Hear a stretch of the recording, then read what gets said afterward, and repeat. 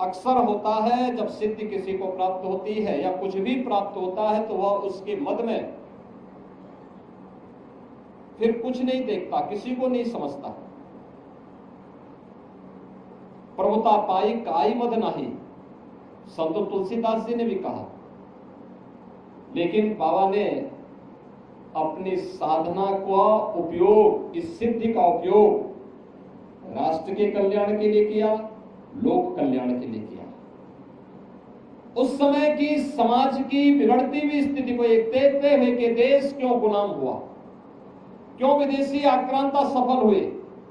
एक तरफ उन्होंने समाज को जोड़ने का काम किया, दलितों को, आदिवासियों को, वनवासियों को, गिरवासियों को बिना भेदभाव से मुक्त एक ऐसे समाज की स्थापना का अलग जगाया था जो एक अघोराचार्य को ही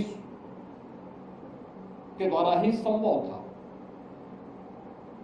एक योगी के द्वारा ही संभव था, एक संत के द्वारा ही संभव था।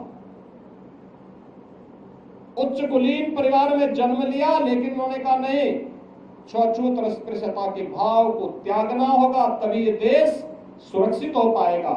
और यहाँ के दलितों को, वनवासियों को, यहाँ के जनजातीय समुदाय को उन्होंने बड़ी संख्या में अपने शिष्य के रूप में स्वीकार करते हुए उनके जीवन को प्रशस्त करने के लिए अनेक कार्यक्रम चलाए।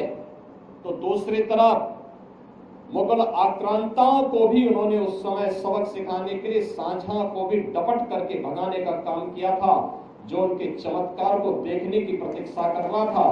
उन्होंने विदेशी आक्रांता उस समय के